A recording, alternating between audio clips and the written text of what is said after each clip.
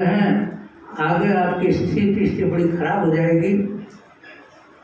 जैसे मारवाड़ का आदमी था, कथा सुना रही है इसलिए आप पूछ रहे हैं कि जैसे एक मारवाड़ का आदमी था, मूर्ख था, पढ़ा लिखा नहीं था और उसकी महाराज बड़ी हंसी हुई, बड़ा अपने आप को होशियार समझता था पर बड़ी भारी हंसी उसकी हुई। ऐसे आपकी भी बड़ी हंसी हो जाएगी, आपको भी जो ना दुनिया हंसेगी कि लो साहब पहले तो क्या ब्रह्मचारी रहेंगे, शील व्रत पालन करेंगे और जब आपकी जवानी आएगी आप जो माया के प्रपंच में पड़ जाएंगे कि काम बड़ा अप्रबल है, साधु संत ऋषि मुनियों इनको महाराज परीक्षा होती है। महाराज जम्बूसर जी कहने लगे कौन सी कथा है ये? तुमने कहा आगे जाती होगी मारू ढोर समान। मारवाड़ के उस आदमी को ढोर पशु कैसे कह रहे हो बताओ? महाराज वो स्त्रियां कहने लगी देखो कथा ऐसी है, आपकी दशा ये नहीं हो जाए। तो कहते क्या कथा है? छलिया गेहूं बाढ़ मूर्ख खोयो अकल बिना, क्यों बाजरो खार मारू ढोर यूं जानिए। जब स्त्रियों ने कहा कि आपकी स्थिति उस मारवाड़ के ढोर उस पशु जैसे आदमी की हो जाएगी, तुम्हारा जम्बूसर जी ने कहा कैसा मारवाड़ का ढोर आप क्यों कह रहे हो उसको आदमी को? तो महाराज कहते हैं थड़िया गेहूं बाढ़, थड़िया थड़ी आपके जो चाड़ी गुजास उधर जो थड़ी है, तो आज के ज़माने में तो आप छोटी छोटी डाड़ियों में भी सारी व्यवस्थाएं हैं, सारी चीज़ें उपलब्ध हो जाती हैं, परंतु आज से 200-300 वर्ष पहले गेहूं को नहीं जानते थे, आपके यहीं पर ही चावल को नहीं समझते थे। आज भी बहुत कम तुअर की दाल बनाते हैं, कई जगह तुअर अब मिलने लगी होगी, बाकी पहले तुअर की दाल भी आनी मिलती थी, चावल नहीं मिलते थे। तो महाराज ये स्त्रियां कह रही हैं जम्बूसर जी से आपकी स्थिति ऐसी हो जाएगी जैसे एक थड़ी का आदमी अपने मारवाड़ का, और संयोग से उसके बहन की शादी जो है शहर में, अजमेर जैसे शहर में हो गई, और जब अजमेर जैसे शहर में हो गई,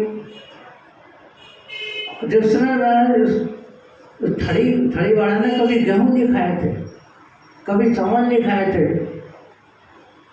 विवाह शादी ब्याह हो गई, बहन का विवाह हो गया शहर के अंदर।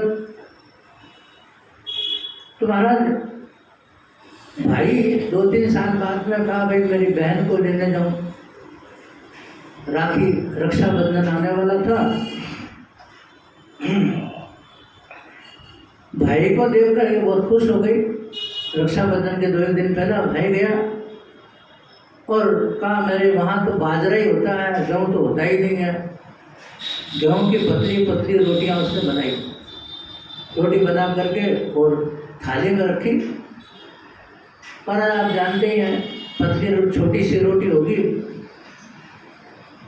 उसको जो है मोड़ करके 1 गिलास बना दिया, 4 जना करके एक ही साथ भोजन कर लिया, सारा एक गिलास में सारी रोटी खा गया। बहन रसोई में से देख रही थी, विचार कर रही थी कि मेरे सास ससुर ये लोग क्या कहेंगे, कितना मूर्ख है, 4 जना करके एक साथ 1 गिलास में खा लिया, तो उसने कहा 1 के 2 गिलास तो करो। वो समझे 2 रोटी एक साथ खा ले, महाराज 1 रोटी के बजाय 2 रोटी एक साथ खा करके उनको खा लिया। चलो एक दिन रहकर दूसरे दिन रवाना होने लगे। बहन ने कहा देखो आपके यहाँ बाजरा ही होता है, ये गेहूं का दाना ले जाओ, गेहूं बांधना वहाँ पे, और अभी जा करके गेहूं बांधे ना आपके गेहूं हो जाएगा।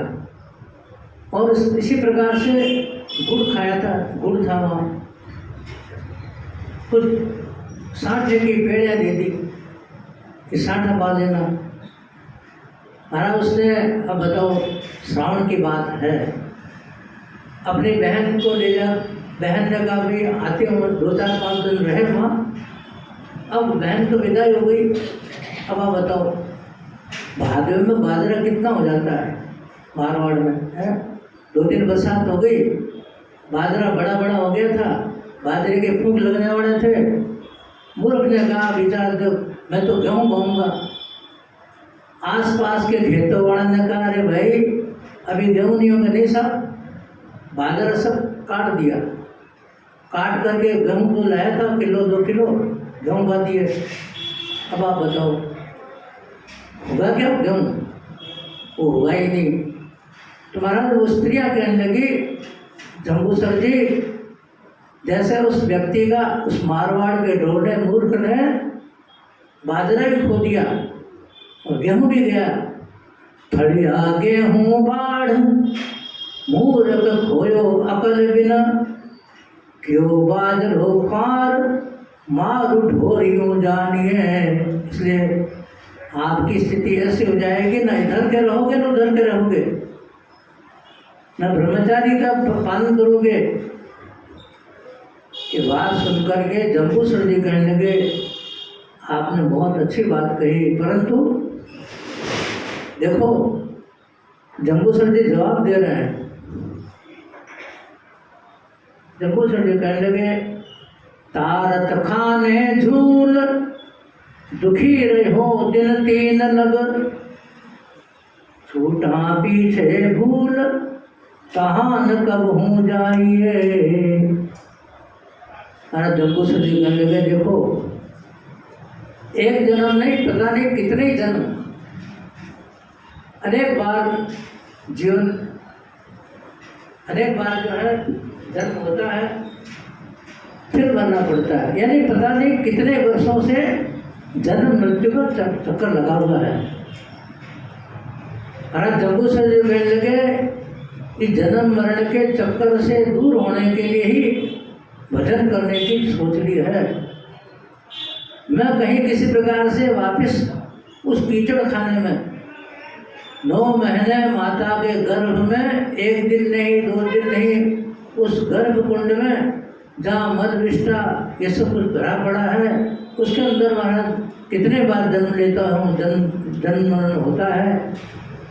अब मैं समझता हूँ कि नाम स्मरण करके अपना अंतिम जन्म आवागमन से मुक्त हो जाऊँ। और देखो आपने जैसे कथा सुनाई है मैं भी आपको सुना रहा हूँ। जम्बू सर जी कहते हैं मैं उस व्यक्ति के समान नहीं, उस विषय के समान नहीं, तारत खाने झूल दुखी रहो दिन 3 लग। एक कोई व्यक्ति था शहर में से निकल रहा था, बड़ा सुंदर था, बहुत अच्छा था। जैसे राजमहल है, राजमहल के पास में से निकल रहा था।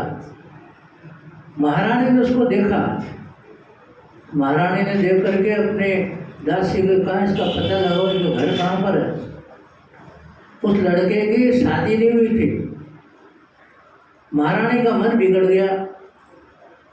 उसने सोचा कि अपने खास व्यक्ति को भेजा, जाकर के कहा कि महारानी जी ने आपको देख लिया है, बहुत पसंद कर लिया है, एक दिन आप इस प्रकार से सब बता दिया कि इस तरह से आना, इस तरह से आना, गुप्त रूप से मेरे पास आ जाना। उस आदमी ने भी सोचा चलो महारानी से प्रेम हो जाएगा तो अपने को ध्यान कर देगी, सोना चांदी अच्छा मिलेगा। वो भी लोभ के कारण उस व्यक्ति ने जैसा महारानी ने बताया था पिछले दरवाजे से महल में चला गया। तो जम्बू सर जी कहने लगे कि वो चला तो गया परंतु जाकर के बैठा। उस समय राजा साहब जो राजमहलों में थे, राजमहल में कचहरी में काम कर रहे थे। संयोग से 2-3 दिन से उनका पेट दर्द कर रहा था। इधर तो उस आदमी का महारानी के पास पहुंचना हुआ, घंटे भर बाद ही समाचार आया कि आज राजा साहब की तबीयत ठीक नहीं है, तो उनका पेट में दर्द हो रहा है, आ रहे हैं। इतना सुनते महारानी घबरा गई। घबरा करके कहने अब क्या करें। उस व्यक्ति से कहा, भाई बचाओ, राजा साहब आपके यहाँ देख लेंगे तो मुझे तलवार की धार से मार डालेंगे। अब उस वक्त भागदौड़ मची, करें क्या। दूसरी मंजिल में, राजमहल की दूसरी मंजिल में रानी साहब के यहाँ, और उसने विचार किया अब क्या कर सकते हैं। और तो कोई का सोचा नहीं। पहले के ज़माने में तारज खाना होता था, यानी छिटपट लेटन होती थी ऊपर से एकदम। आज भी कई महलों के अंदर ऐसी गहरी गहरी जो है नीचे खाई होती है, ऊपर जो है व्यक्ति अपना जो है शोच क्रिया करता है।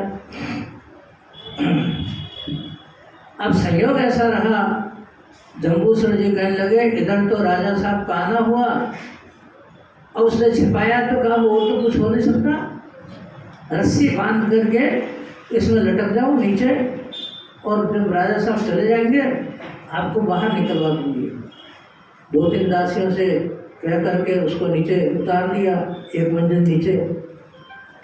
राजा साहब ने कहा क्या करें, 2-3 दिन से बहुत पेट गड़बड़ था, और वेद जी ने कहा कि भाई थोड़ा पेट साफ हो जाएगा तो आप ठीक हो जाओगे। ऐसी दवा दे रखी थी पेट साफ होने की। अब हमारा नीचे तो आदमी बैठा हुआ है, ऊपर से जो है उसने मल उसके ऊपर गिरा। महाराज जम्बूसर जी कहते 1 दिन नहीं 2 दिन नहीं, तारत खाने झूल दुखी रहो दिन 3 अलग। 3 दिन तक उनका जो पेट साफ होता रहा, पतले पतले दस्त से पूरा का पूरा हमारा मल से वो भर गया। उसकी दशा तो ऐसी हो गई जैसे कीड़ा मल में लिपटा हुआ तड़पता रहता है, ऐसी स्थिति हो गई। न खाना न पीना, बड़ी दुर्दशा हो गई, नीचे बेहोश हो गया वो। 3 दिन बाद कुछ ठीक हुआ, राजा साहब अपने महलों में गए वापस।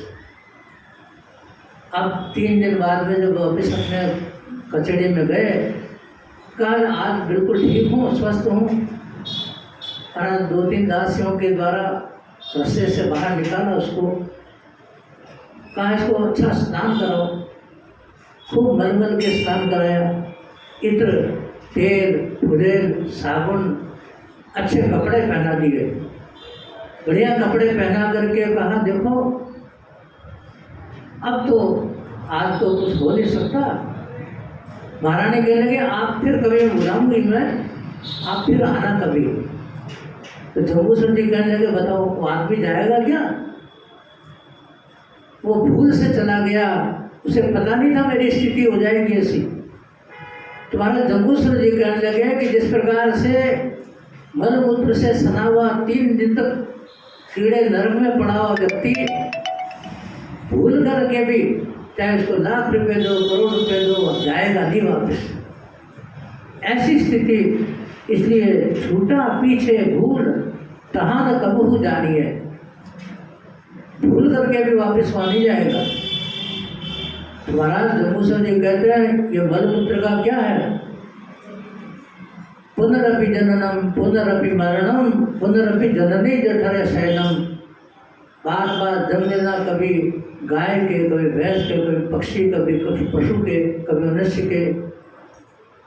यानी इस प्रकार से जीव जो है पता नहीं कितने, एक नहीं अनेक जन्मों से। भागवत में कथा आती है कि बच्चा जो है गाय का बच्चा भी पैदा होते ही वो गाय के थन के खूंटे लगाकर दूध पीने लगता है। और इसी प्रकार महाराज आदमी का बच्चा, आपके बच्चा पैदा होता है और पैदा होते ही माँ का स्तन पीने लगता है। भागवत में कपिल देव जी की कथा में आता है कि महाराज इसको क्या पता है, बछड़े को क्या मालूम कि यहाँ गाय के थन के खुद लगाने से दूध मिल जाएगा। बच्चे को भी क्या पता है कि इस प्रकार स्तन में ऐसे मैं चूसूंगा तो दूध निकल जाएगा।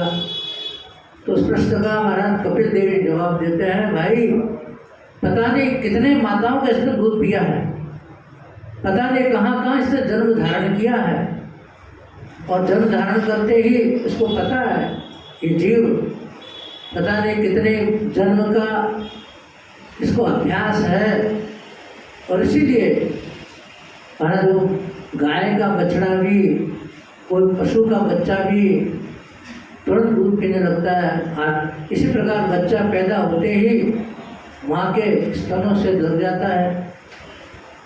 तो महाराज महापुरुष यहाँ जम्बूसर जी महाराज कहते हैं कि स्त्रियों,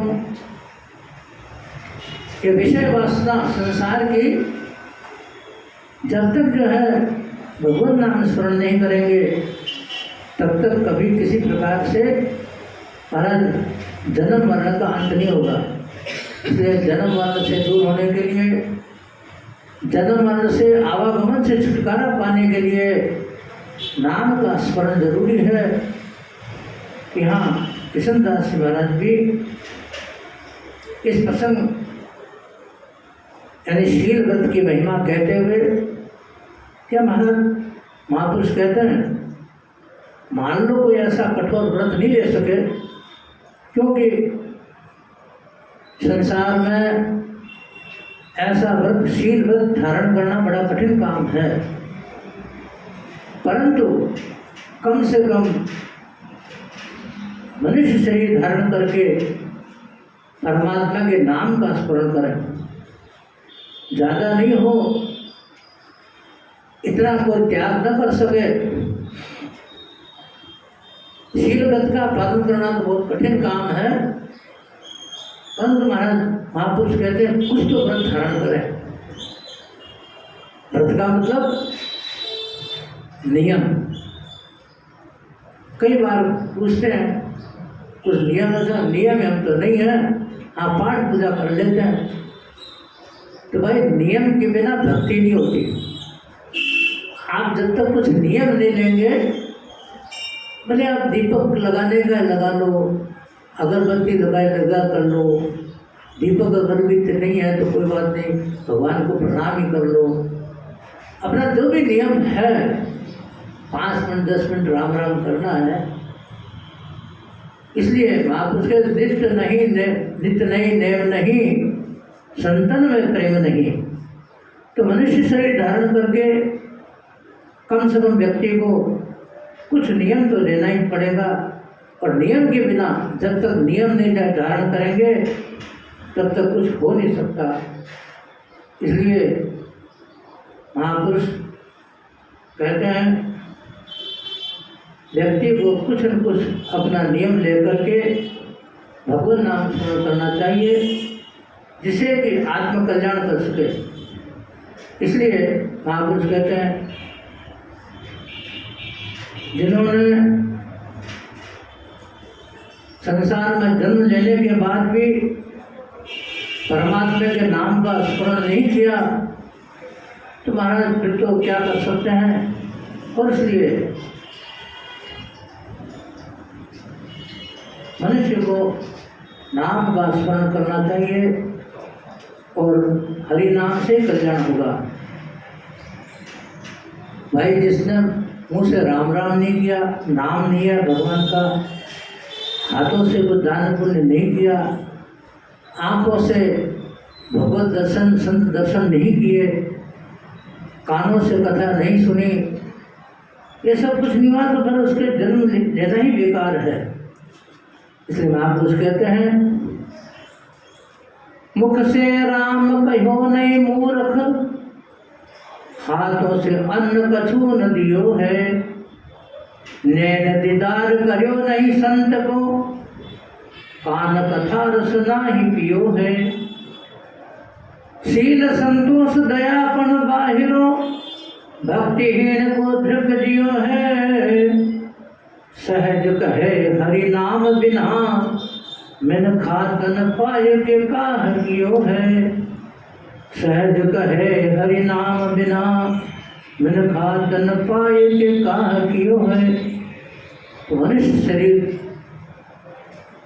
मिलना बड़ा दुर्लभ है। रामचरितमानस, भागवत गीता सभी शास्त्रों ने मनुष्य शरीर की महिमा बहुत कही। लख 84 भटकता निरतन पायो नीठ, सुखराम राम सिमरन नहीं पशुआ पंखी कीट। महाराज मनुष्य शरीर तो मिला हुआ है, जनसंख्या कितनी है भारत की, विश्व की, परंतु महापुरुष कहते हैं मनुष्य वो है। एक बार भगवान शंकराचार्य से पूछा, महाराज आप तो कहते हैं मनुष्य शरीर, आज की स्थिति तो यह है मनुष्य को कुछ समझता ही नहीं, गाजर मूली की तरह मर रहे हैं, जी रहे हैं। तो महापुरुष कहते हैं, शंकराचार्य भगवान ने कहा मनुष्य उसको कहते हैं दुर्लभम त्रयमेवेत देवानुग्रह हेतुकम मनुष्यत्वम मुमुक्षुत्वम महापुरुष संश्रयम। 3 बातें दुर्लभ है।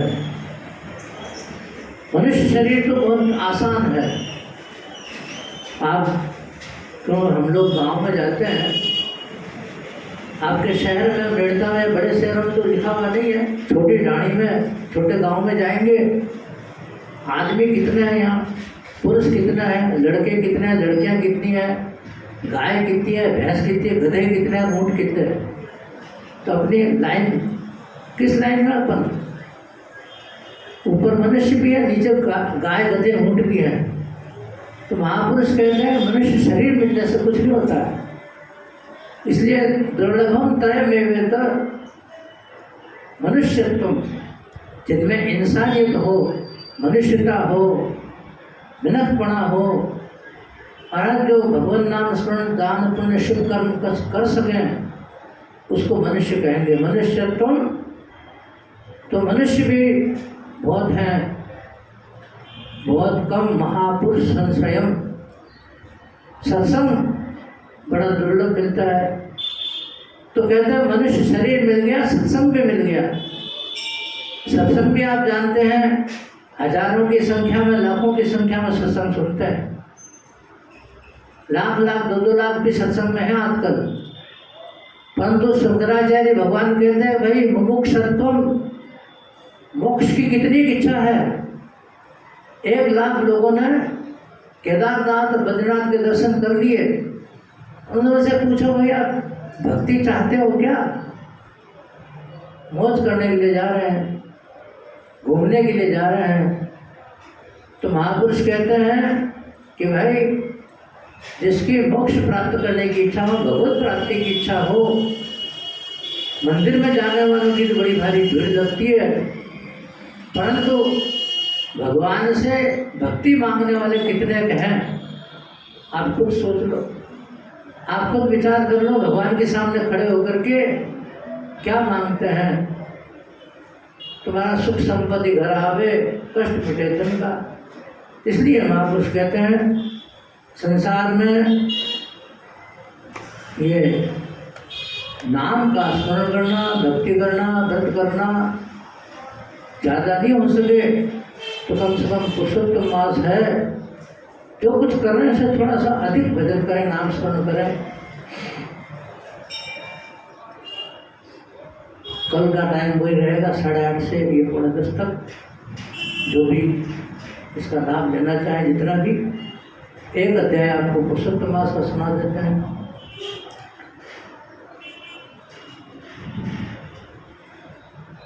बोलो श्री कृष्णचंद्र भगवान की जय। श्री गणेशाय नमः। श्री गुरु चरण कमलेभ्यो नमः। श्री गोपीजन वल्लभाय नमः। वंदे वृंदावनंदारं वृंदावनोदिनं वृंदावन कलानाथं पुरुषोत्तम अद्भुतं नारायणं नमस्कृत्य नरं चैव नरोत्तमम्